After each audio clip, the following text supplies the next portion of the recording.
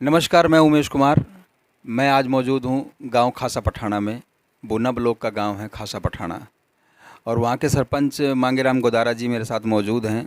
Buna sarpanch association के प्रधान भी हैं, एडवोकेट भी हैं, और खासा पठाना से सरपंच भी हैं, और विकास के काम को लेकर काफ़ी एक्टिव हैं। तो उनसे हम आज ये पूछेंगे कि तीन तीन जिम्मेदारियाँ, क्योंकि सरपंच एसोसिएशन के प्रधान भी हैं वो, और बूना ब्लॉक के सरपंच एसोसिएशन के प्रधान हैं, और गांव के सरपंच भी हैं। तो कैसे वो जिम्मेदारियों का निर्वाह करते हैं, कैसे वो जिम्मेदारियां उठाते हैं, तीन तीन जिम्मेदारियां, एक प्रैक्टिस करते हैं, वकील भी हैं वो। तो मांगेराम जी, नमस्कार। नमस्कार सर। सर, गांव के विकास को लेकर अगर थोड़ी सी चर्चा की जाए तो गांव को विकास को लेकर आप कैसे देखते हो, खासा पठाना को? देखो सर, सबसे पहले तो मैं आपके चैनल का और आपका धन्यवाद करता हूं कि आपने मुझे टाइम दिया।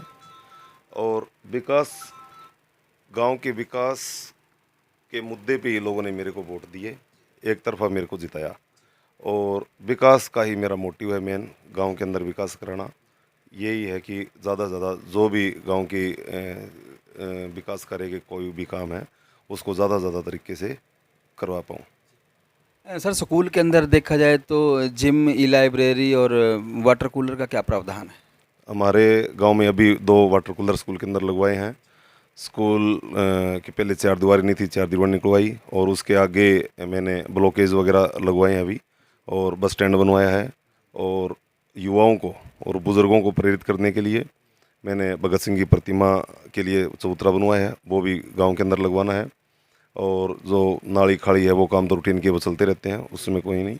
एक अम्बेडकर साहब की, जो मैं खुद एज ए वकील कॉन्स्टिट्यूशन को मानता हूं, और अम्बेडकर साहब की प्रतिमा मैंने गांव के अंदर स्थापित करवाई। और अम्बेडकर भवन अब प्रॉपर तरीके से बनवाने जा रहे हैं। तो और भी कई काम हैं। गांव के पानी के निकासी की सबसे बड़ी समस्या है, इसके लिए मैंने जोड़ खुदवाई के लिए काम नरेगा से करवा रहे हैं अभी। और बहुत बड़ी पाइपलाइन पानी की निकासी के लिए गांव से बाहर निकालेंगे जी। सरपंच साहब, खासा पठाना में जो मेन मेन चौक हैं, अड्डे हैं, उन पे सीसीटीवी कैमरे लगवाए आपने या नहीं? सीसीटीवी कैमरे मेरे को लगवाने थे, स्टार्टिंग में मेरा यही मोटिव था। और मेरी एसपी साहब से बात भी हुई थी, उन्होंने डी साहब से बात भी करी। तभी उन्होंने आगे अभी जो पहले बड़ी पंचायतें हैं, पहले 10 बड़ी पंचायती हर एक ब्लॉक के अंदर, फिर उसके बाद ऐसे करके वो आगे लगने हैं। इस बात पे हमारी डिस्कशन हुई है पूरी, और आगे जिस टाइम हमारे गांव का नंबर आएगा उस टाइम लगवाएंगे। सर, खासा पठाना में कोई शेड वगैरह लगाने का भी प्रावधान है? हाँ, पंचायतें तो वैसे कुछ भी करवा सकती है, लेकिन अब थोड़ा ये पंचायत राज एक्ट के अंदर अमेंडमेंट जो इन्होंने किया है, इससे सरपंचों को काफ़ी दिक्कत आ रही है। तो काम तो कराने का पूरे मोटिवेशन से सरपंच बने थे, एक्साइटमेंट पूरी थी कि गांव के लिए या समाज के लिए कुछ करके दिखाएंगे। लेकिन आज जो सरकार ने सरपंचों के यहाँ पे बेड़ियाँ बांध रखी है, उससे थोड़ी दिक्कतें तो आ रही है। लेकिन हम जो विकास कार्य की जो हमारी लगन है, रट है, उसको नहीं छोड़ेंगे, ज़्यादा से ज़्यादा गाँव के अंदर विकास कराएंगे। एक गांव की डाणियों के बारे में बात कर लें। डाणियों में जो पुलियां वगैरह हैं, नाले खाड़े भी बनवाने का प्रावधान किया आपने कुछ ऐसा? हाँ, मैंने जस्ट सरपंच बनते ही एक 18 किलो का रास्ता बनवाया है। और पुलियाँ, जिस भी ज़मींदार के खेत के अंदर किस चीज़ की कोई दिक्कत है, वो चीज़ का हमने इसका प्रावधान किया है। और गांव की जो नालियों के ऊपर जाली वगैरह लगवाई। और आगे पेड़ पौधे लगवाने का मौसम चल रहा है, पूरे 4 दीवार जो अपने जो फिरनी है, फिरनियों के ऊपर पौधे लगवाने की व्यवस्था करवा रहे हैं। एक तो आप सरपंच एसोसिएशन के प्रधान भी हैं बूना ब्लॉक के, दूसरा आप वकील भी हैं। तो मैं पहले आपसे एज ए एडवोकेट के को लेकर एक आपसे सवाल करना चाहूँगा कि जो सरकार ने जो ये अधिनियम के तहत या जो कुछ भी इन्होंने जो कार्यप्रणाली अपनाई है, पंचायती राज को ख़त्म करने का सिस्टम सा एक बना रखा है इन्होंने, ये कहाँ तक सही है? ये सर टोटली गलत है। हम भी चुने हुए बंदे हैं। और जो पंचायत राज एक्ट 1992 में बना था, इसके अंदर अपार शक्तियाँ थी सरपंच को। सरपंच एक जो इनकी खुद की पार्टी बोलती है कि ये एज ए छोटे सीएम है, तो हमारे पास अपार शक्तियाँ सरपंच के पास होया करती थी, लेकिन उन्हें शक्तियों को चुनने का काम किया है, जो कि बहुत गलत है। अब मैं आपको बता दूं कि सरपंच के पास कोई समस्या अपने लेके आता है, कोई पानी की होगी, कोई पाइपलाइन की होगी, कोई टुंटी की होगी या किसी सफाई के लिए होगी, तो वो चीज़ें भी अब इन्होंने नहीं छोड़ी। तो वो चीज़ें काफ़ी सरकार के खिलाफ जाएगी और आगे आने वाले इलेक्शन में इनको पता चलेगा। चलिए, सरकार की अगर बात आई तो सरकार की बात के साथ साथ हम आपसे ये भी पूछ लेते हैं कि आप कोई विशेष पार्टी से ताल्लुकात रखते हैं या विशेष व्यक्ति से? कोई हमारे जो जैसे दूड़ाराम जी हैं, बबली साहब हैं, तमाम प्रकार के अनूप धानक जी हैं, मंत्री जी हैं, और देवेंद्र बबली मंत्री जी हैं, तो किसी विशेष जाति से या किसी विशेष पार्टी से आप संबंध रखते हैं? नहीं, किसी जाति विशेष से और इससे मेरा कोई ताल्लुकात नहीं, ना मेरा कोई पार्टी। मेरा ताल्लुकात सिर्फ चौधरी दूड़ाराम जी से है। हमारे पुराने विधायक है, अच्छे ताल्लुकात है हमारे, और वो किसी पार्टी के वो मोहताज भी नहीं है। हमेशा उनके इंडिविजुअली पर्सनली उनके वोट हैं और हम उनके साथ हैं, ना कि उनकी किसी पार्टी से प्रेरित होकर, सिर्फ उनके खुद के काम से और उनके मिलनसार स्वभाव से और उनके जो काम करने का तरीका है उससे हम उनके साथ जुड़े हुए हैं। तो सरपंच साहब, जैसे आपने एडवोकेट के बारे में आपने बताया, जो अधिनियम के बारे में, जो पंचायती राज इन्होंने सरकार ने ख़त्म सा करने का काम किया है, सर आपको दुकान वगैरह भी चिन्हित की गई है कि आप इसी दुकान से सामान लेंगे तो आपका बिल पास होगा, ऐसा कुछ भी है? जी, वही तो बता रहा हूँ मैं आपको कि सरपंचों के जितने अधिकार है सबको बाधित करने का काम किया और उन्होंने बांध के छोड़ दिया। सरपंच अपनी मर्जी से कुछ भी नहीं ले सकते। अगर एक गांव की टुंटी लगाने का काम है, वो भी ये कहते हैं भी हमारी दुकान है, उससे जाके लो। मैं आपको बता दूं, आपके चैनल के माध्यम से बताना चाहता हूं कि पहले ऑनलाइन जो परचेजिंग वगैरह हुआ करती थी, आप अगर ऑनलाइन कुछ कोई चीज़ मार्केट से कुछ मंगवाते कुछ है, निकलता कुछ है। फ़ोन मंगवा लिया, निकल गई कोई साबुन। तो ये चीज़ें इसके अंदर होने वाली है। और आप तो पत्रकार हो, आपको ये चीज़ों को पता ही होगा। जो ई टेंडरिंग से जो भी कोई काम हुए हैं उनके होने से पहले ही वो ख़त्म हो चुके हैं ऑलरेडी। और मैं आपको बता दूं, मेरे गांव के अंदर अंबेडकर भवन की 4 दीवारी का काम ई टेंडर से होना है। और वो ई टेंडर वही तो उनके जो ठेकेदारी की रेट है वो पंचायत रेट से ज़्यादा, और उसी रेट के अंदर वो करवाएंगे। तो उनको ये क्या दिक्कत थी कि वो सरपंच क्यों नहीं करवा सकते? वो सरपंच गांव के मुखिया होते हैं, उनके हाथ बांध दिए। कल को अब ये बाढ़ आई है, अब बार बार सरकार बोल रही है सरपंचों को ये हमारी मदद करो, वो हमारी मदद करो। ये चीज़ें आप बताओ कैसे? जब सरपंच के पास कोई पावर ही नहीं है, वो कैसे मदद करेंगे?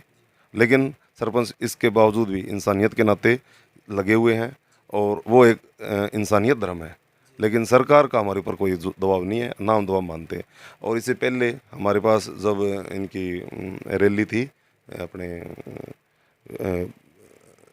इनकी सिरसा अमित शाह जी की? शाह जी की रैली थी।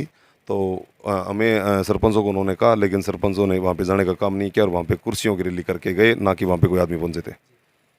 सरपंच साहब, एक जब अमित शाह का जिक्र आ गया तो सिरसा में जो अमित शाह जी की, गृह मंत्री जी की, केंद्रीय गृह मंत्री जी की जो रैली थी, उसमें जो मेन सरपंच हैं, जो नेता टाइप में हैं, अगुवाई करते हैं सरपंचों की, या जिला सरपंची एसोसिएशन की, या जिला में जो कुछ भी पद रखते हैं, जैसे आपके डांड के चंद्रमोहन जी हैं, प्रवक्ता हैं आपके ये हेमंत जी हैं जैसे, तो इनके पुलिस बैठाने का भी काम किया इनके घर के आगे। हाँ हाँ, हमें पुलिस ने बिठाया था।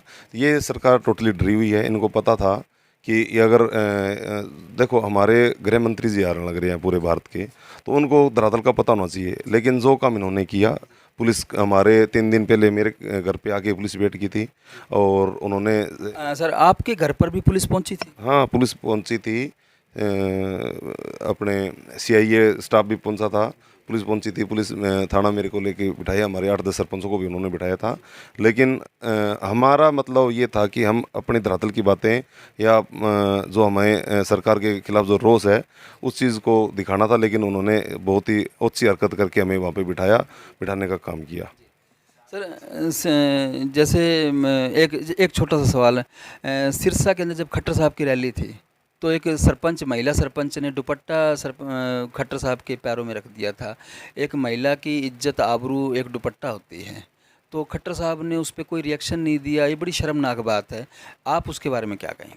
देखो सर, अगर किसी सरपंच की या किसी भी मैं सरपंच स्पेशल नहीं कहता, सिर्फ सरपंच पद के लिए ही, किसी भी व्यक्ति की आपकी खुद की गरिमा होती है। अगर उसका कोई ध्यान नहीं करेगा तो इससे अच्छी बात नहीं हो सकती। जो चीज़ थी वो बिल्कुल गलत थी और मैं इसकी निंदा करता हूँ। सर, मेरा सवाल आपसे ये भी है, दिल में कई बार बात आई कि आप हिसार गंगवा से आप ताल्लुकात रखते हैं, तो गंगवा गांव से आप ताल्लुकात रखते हैं, तो आप यहाँ कब आए और कैसे, और इतनी जल्दी आपने ये प्रोग्रेस कैसे कर लिया? आप सरपंच गांव के, और सरपंची के लिए तो लोग काफ़ी लड़ाइयाँ लड़ते हैं, कई सालों से संघर्ष करते हैं, गांव में काम करवाते हैं, और आप आते ही वहाँ से 2-4 सालों में ही आपने मेंबर तक नहीं बनता और आप सरपंच कैसे बन गए? वो तो सर आपका सवाल वो ठीक है। मैं 2011 में यहाँ पे आया था और मैंने 2016 में इलेक्शन उस टाइम फर्स्ट वोट डाला था यहाँ पर। और लोगों की भावनाएं इतनी थी, क्योंकि मैं मेरे पीछे परिवार से, इसी परिवार से जुड़ा हूँ। लोगों की मदद करना, साथ देना, और राजनीतिक लेवल से हम पहले जुड़े हुए थे। मेरे दादाजी है अपने वहाँ पर, पहले वो अब तो गुजर गए। हमारे 35-40 साल तक हमने गांव के अंदर एज ए सरपंच तो हम नहीं बने, लेकिन एज ए मेमोरी गांव के अंदर पूरी सेवा करी। और जब भी कोई गांव की सार्वजनिक संजय कोई काम हुआ करते, तो हमारा परिवार सबसे अगुवाई किया करता था। और यहाँ पर आने के बाद में सबसे अच्छा गांव मानता हूँ मैं खासा पठाना को। इन्होंने मेरे को इतने थोड़े समय में एक्सेप्ट किया और मेरे पे विश्वास जताया। और मैं आपके चैनल के माध्यम से ये कहना चाहता हूँ कि जो मेरे भाईचारे ने या मेरे गांव ने मेरे पर विश्वास जताया, उसको मैं उनके विश्वास को कभी टूटने नहीं दूंगा और ज़्यादा से ज़्यादा उनके विकास कराऊंगा। उन्होंने बार बार यही कहा करते थे कि आप इंसान की क्वालिटी देख के वोट दो, और उन्होंने वही बात करी। मेरे क्वालिफिकेशन और मेरा गांव के अंदर भाईचारा और जो सामाजिक सेवा करने का जो भाव है, उसी चीज़ को देख के लोगों ने मेरे को वोट दिया। और नहीं तो आपकी बात जायज़ है, कोई किसी को चौकीदार मेंबर नहीं बनाता। मैं तो 5 साल में first time vote, second time vote डाला, और वो मैंने अपने सर्वोच्च बनने के लिए डाला। तो गांव का मैं बहुत बहुत धन्यवाद करता हूं जिन्होंने मुझे इतने जल्दी अपनाया और मुझे पे विश्वास किया। सर 29 सरपंच हैं, 29 सरपंचों में सिर्फ आपको ही प्रधान क्यों चुना गया है? इसके पीछे क्या वजह है? देखो सर, भाईचारा सबसे बड़ी चीज़ होती है। अनोनिमसली हम बने थे और हमारे भाईचारे के अंदर ही उन्होंने मेरे को ये चीज़, मेरे को जिम्मेवारी सौंपी। और इस चीज़ के अंदर एज ए एडवोकेट उन्होंने इस चीज़ को देखा कि आप वकील हो, कोई चीज़ें फेस करनी होती है तो आप। मतलब मैं आपकी बात करना चाहूँगा, मतलब आप पढ़े लिखे और एक सामाजिक व्यक्ति होने के नाते आपको प्रधान बनाया गया, मैं आप ये बात मानूँ आपकी? जी हाँ, ये चीज़ कोई गलत नहीं है, लेकिन भाईचारा सबसे बड़ी चीज़ होती है। भाईचारे के अंदर उन्होंने मेरे को जो जिम्मेदारी दी, मैं हर टाइम, कोई भी सरपंच अगर कोई प्रॉब्लम होती है तो मेरे को अपना भाई मानकर या प्रधान मानकर मेरे सामने शेयर करते हैं। तो मैं उनकी प्रॉब्लम, खुद की प्रॉब्लम समझकर उनके साथ खड़ा होता हूँ। जी। तो सरपंच साहब, एक सवाल आपका आपसे ये भी है कि आप 3 जिम्मेदारियां हैं। एक तो प्रधान हैं आप सरपंच एसोसिएशन के, एक एडवोकेट भी हैं, और आप खासा पठाना के सरपंच भी हैं। ये 3 जिम्मेदारियां, और घर की भी जिम्मेदारी, कुछ शायद परिवार को भी लेकर कुछ टाइम देने का बात चल अगर करें तो किस तरीके से आप इस चीज़ों को निर्वाह करते हैं? देखो भाई साहब, वो आपको बताया मैंने, गांव में काम करने की, सामाजिक कार्य करने की क्षमता है और करते हैं। विचार यही है कि करते रहें। मैंने कभी भी मेरे प्रोफेशन में, मैं एज ए वकील, मैंने कभी पैसे के पीछे नहीं भागा। मैं भाईचारा ही अपनाया मैंने। भाईचारे के हिसाब से लोग मेरे साथ जुड़े हुए हैं। आज मेरा 1 साल लग गया इलेक्शन के अंदर, तो भी वो उन्होंने इतना विश्वास जताया कि मेरे से नहीं गई। अदरवाइज़ तो 2 तारीख को भी वकील ना पहुँचे तो वो अपने बैग उठाते हैं और लेके चले जाते हैं, वकील नहीं आया। और इसी तरह गांव के अंदर है या ब्लॉक के वाइज है, तो लोगों की प्रॉब्लम को खुद की प्रॉब्लम समझते हैं और उनका जल्दी जल्दी निपटारा करने की विचार रखते हैं। ना कि कोई चीज़ के अंदर कोई गलत तरीके से कोई राजनीति करना और करना, खुद की समस्या समझकर सभी का समाधान करने की कोशिश करते हैं। सरपंच साहब, जैसे आप गांव के बारे में क्या सोचते हैं? गांव को लेकर कैसे, क्या विचार हैं आपके? गांव में क्या करवाना चाहते हैं, आगे क्या काम है? गांव में सर सबसे पहले मैंने आपको बताया स्कूल को अपग्रेड कराना है। सेकेंडली, गांव में पानी की पीने की समस्या है, उसको बड़ी नहर से मेरा ये एस्टिमेट बन के आ चुका है। आगे जो सरकार की प्रोसीडिंग होती है जिसके अंदर टाइम लगता है, वो मेरा कराने का विचार है। मैं बड़ी नहर से गांव के वाटर वर्क्स को जोड़ूंगा और गांव के बच्चों के खेल का मैदान, ये मेरी बड़ी उसके ऊपर काम करना है। और मेरा सबसे पहले एक ये भी था कि गांव वालों ने मेरे को एक जोड़ के लिए बोला था, इस जोड़ का सुधार करना है। तो उसके लिए मैं जोड़ के सौंदर्यकरण के लिए भी इसके ऊपर थोड़ा वर्कआउट करना चाहता हूँ। वो भी जल्द से जल्द इसकी एस्टिमेट बन के पूरा कर लेंगे और उसको बढ़वाएंगे।